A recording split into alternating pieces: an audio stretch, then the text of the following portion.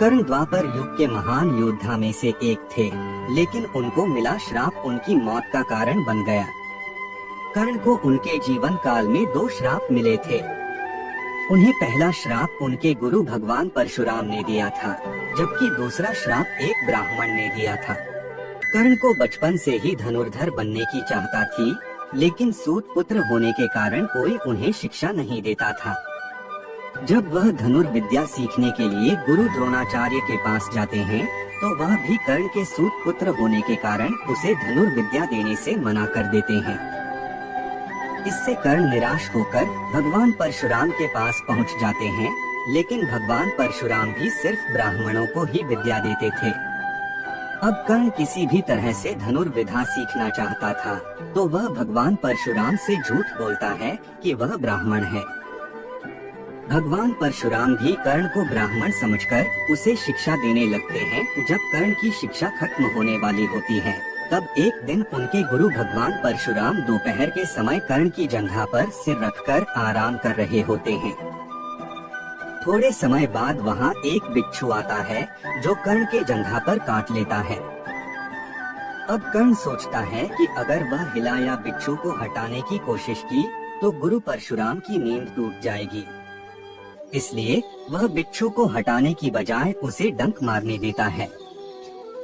कर्ण काफी समय तक बिच्छू के डंक से होने वाले दर्द को सहता रहता है।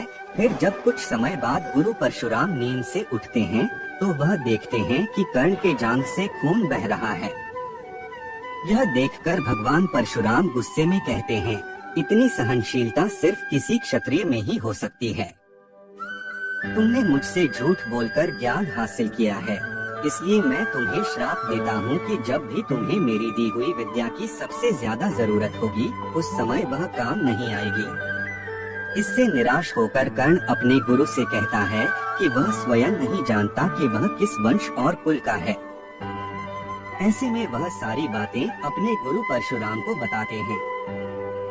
यह जानने के बाद भगवान परशुराम को श्राप देने पर पछतावा होता है, लेकिन दिया हुआ श्राप वापस नहीं लिया जा सकता था। इसलिए वह अपना विजय धनुष कर्ण को वरदान के रूप में देते हैं। इसके बाद कर्ण भगवान परशुराम के आश्रम से विदा लेते हैं। इस घटना के कुछ वर्षों बाद एक दिन कर्ण जंगल में किसी अत्याचारी राक्षस का पीछे रहे होते हैं। वह राक्षस को निशाना बनाते हुए उसे मारने के लिए बाण चलाते हैं, लेकिन राक्षस अचानक गायब हो जाता है और बाण दलदल में फंसी एक गाय को लग जाता है। बाण लगने से गाय की वहीं पर मौत हो जाती है।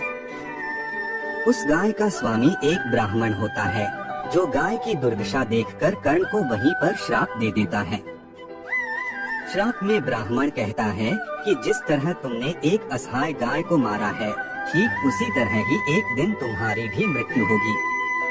आगे चलकर इन दोनों श्राप का प्रभाव महाभारत के युद्ध में नजर आया। युद्ध के दौरान कर्ण के रथ का पहिया दलदल में फंस जाता है। जब कर्ण उसे निकालने के लिए रथ से उतरता है, तभी अर्जुन बाण चला देता है, जिससे कर्ण की मृत्यु हो जाती है।